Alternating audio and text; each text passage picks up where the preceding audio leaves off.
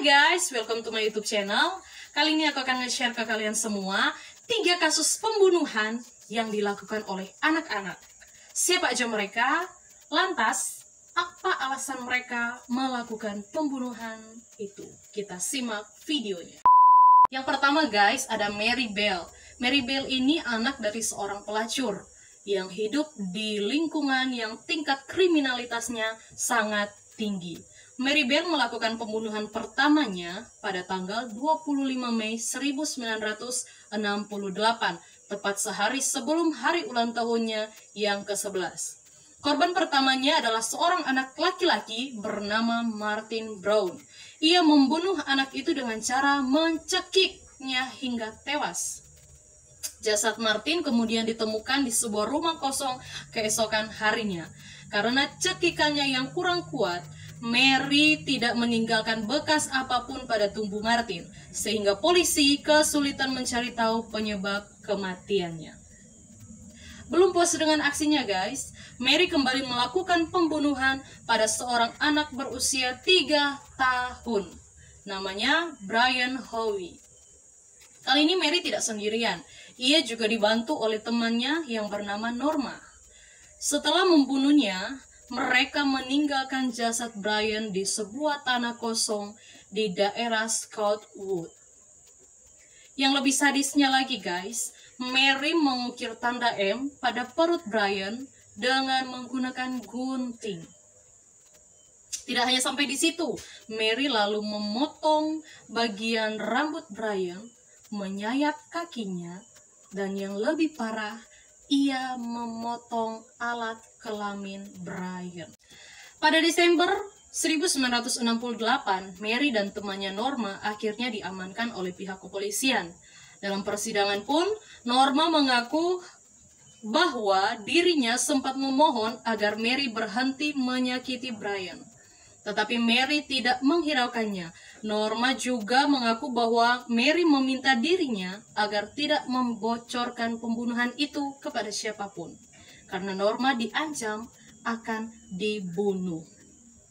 Sementara itu, Mary mengaku bahwa yang dilakukannya itu adalah kesenangannya sendiri. Ia pun dijatuhi hukuman penjara selama 12 tahun. Ia dipenjara di penjara anak Red Bank Community Home. Ketika dibebaskan pada tahun 1980, Mary berusia 23 tahun. Karena kasusnya termasuk dalam kategori kasus anak di bawah umur.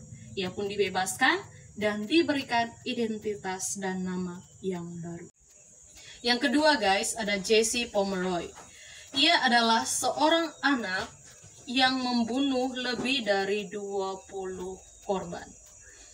Saat usianya beranjak ke 9 tahun, Jesse sering mengundang banyak anak-anak laki-laki masuk ke dalam hutan, dan di dalam hutan itu ia menyiksa mereka bahkan sampai membunuh mereka. Ia menguliti anak-anak tersebut, mencabut kuku-kuku anak tersebut, bahkan menyiksanya sampai tewas. Tapi sayangnya kejahatan tersebut tidak dapat dibuktikan oleh polisi, walaupun seluruh orang tua para korban yakin bahwa Jesse lah yang terakhir kali menemui anak mereka. Jesse akhirnya berhasil masuk penjara berkat bantuan sebilah pisau yang tidak sengaja ia tinggalkan di TKP.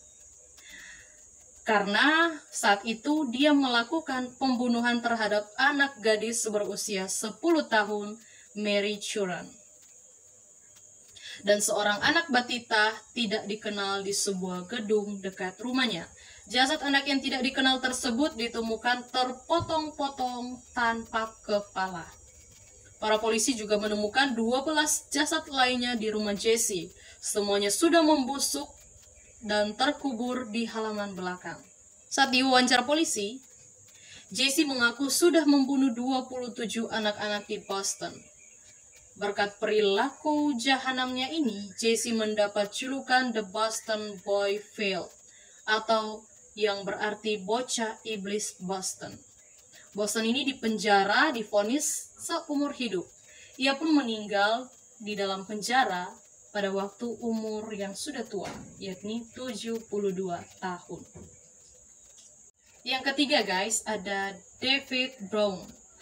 Ia lahir pada tanggal 3 Oktober 1971.